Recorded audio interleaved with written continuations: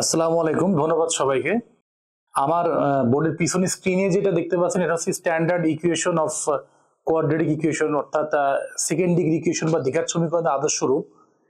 এই আদর্শ রূপের সবথেকে ইম্পর্টেন্ট বিষয় হচ্ছে যে ax square plus bx plus c equal to 0।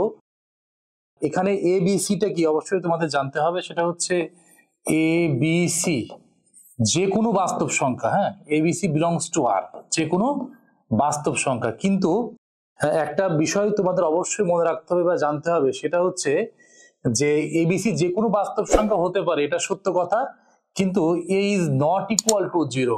কি বলতো, A is not equal to 0 কেন? তা হলো A x square plus B x plus C equal to 0 এই সমীকরণের যদি এর মানটা 0 হয়ে যায়, তাহলে এক্স স্কোয়ার যে টার্মটা আছে না, এক্স স্কোয়ার সম্মিলিত যে টার্মটা আছে, অর্থাৎ এক্স স্কোয়ার যুক্ত যে পদটা আছে, এই পদটা কি হয়ে যায় বলতো? এক্স স্কোয়ার যুক্ত যে পদটা আছে ওই পদটা অ্যাকচুয়ালি শূন্য হয়ে যায়, অর্থাৎ হারিয়ে যায়। তো সেক্ষেত্রে যেটা হবে সেটা হলো যে তখন সেটা দ্বিঘাত সমীকরণ থাকে না, সেটা একঘাত সমীকরণ হয়ে যায়। এখন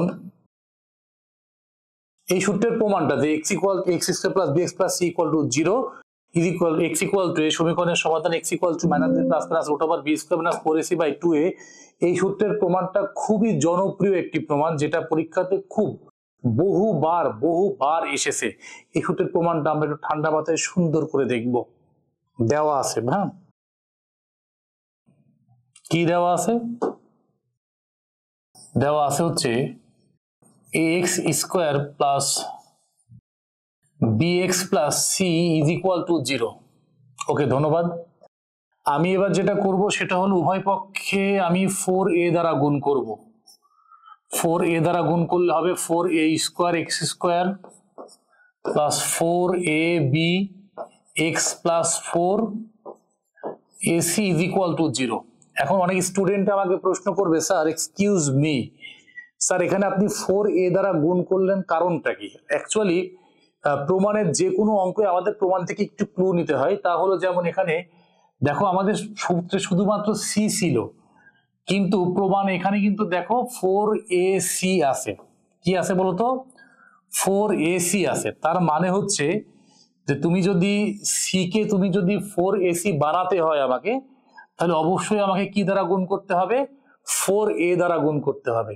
ওকে, এই জন্য আমার এখানে উভয় পক্ষে আমি 4ac বানানোর জন্য উভয় পক্ষে আমি 4a দ্বারা গুণ করলাম। অবশ্যই তোমাদের খেয়াল রাখতে হবে, এখানে সাইড নোট ক্যারি করবা, উভয় পক্ষে 4a দ্বারা গুণ করে। এখন আমরা এটাকে উৎপাদকে বিশ্লেষণ করব, সিম্পলিফাই করব, একটু ভালো করে দেখি আমরা। তা হলো আমরা 4a স্কয়ার এক্স স্কয়ারকে নিঃসন্দেহে লিখতে পারবো 2ax তার উপরে square plus 2ax into B. দেখো এইটাকে গুণ করলে হবে 4abx। তার মানে আমি ইতিমধ্যে আমি কি করতে যাচ্ছি তোমরা বুঝে ফেলেছো, যে অ্যাকচুয়ালি আমি a প্লাস বি হোল স্কয়ারের ফর্মুলা ফেলতে যাচ্ছি আমি। হ্যাঁ, যেখানে a হিসেবে স্বয়ং কাজ করছে কে? 2ax, আর b হিসেবে কাজ করছে কে? 2ab। b হিসেবে নিজেই b কাজ করছে। ওকে, তাহলে এখন আমার এইটা মানে ফার্স্ট টার্ম, এইটা মানে এইটা মানে এইটা, তাহলে আমাকে সূত্র ফেলার জন্য যদি সূত্র ফেলতে হয় তাহলে অবশ্যই আমাকে কি লিখতে হবে? এখানে বি স্কোয়ার লিখতে হবে, তাই না? কিন্তু এখানে একটা ব্যাপার আছে, ব্যাপারটা কি আমি বলি ঠান্ডা মাথায়। সেটা হলো দেখো উপরে কিন্তু বি স্কোয়ারটা নেই, কিন্তু আমরা আবেগে সূত্র ফেলার জন্য কিন্তু এটা লিখে ফেলেছি, তাই না? কিন্তু এই বি স্কোয়ারটাকে আমি অতিরিক্ত লিখেছি বলে আমি কি করব বলতো? এখানে মাইনাস বি স্কোয়ার লিখে দিলাম, এই যে। আর এই যে বেচারা যে 4ac ছিল প্লাস সেই 4ac, okay, is equal to 0। এবার দেখি, তা হলো প্রথম যে তিনটা টার্ম বা পদ আছে, দেখো a square plus 2ab plus b square, এটা নিঃসন্দেহে দেখো যে a প্লাস বি তার হোল স্কয়ারের ফর্মুলা। আর আরেকটা জিনিস বলে নেওয়া ভালো, যে দেখতে পাচ্ছ এখানে যে ইয়েটা আছে, এই মাইনাস বি স্কোয়ারটা ওই পাশে চলে গেলে কি হবে? প্লাস বি স্কোয়ার হয়ে যাবে। আর ওই যে প্লাস 4ac-টা ওই পাশে চলে গেলে, থাপ্পড় মেরে চলে গেলে কি হবে বলতো? মাইনাস হয়ে যাবে। ফর দ্যাট আমরা লিখতে পারি কি? অফকোর্স লিখতে পারি যে বি স্কোয়ার মাইনাস 4ac, তাই না? এবার দেখো এখানে 2ax প্লাস বি আছে, উভয় পক্ষে বর্গমূল করব। হ্যাঁ, অ্যাকচুয়ালি বর্গমূল করা বলতে আমরা ছোটবেলা থেকে আমাদের মুরব্বীগণ শিখিয়ে এসছে যে স্কোয়ারটা ওই পাশে গিয়ে রুট হয়ে যাবে। এই যে রুট হয়ে গেল, খুবই ভালো কথা। এখানে কি আছে বলতো, বি স্কোয়ার মাইনাস 4ac আছে, তাই না?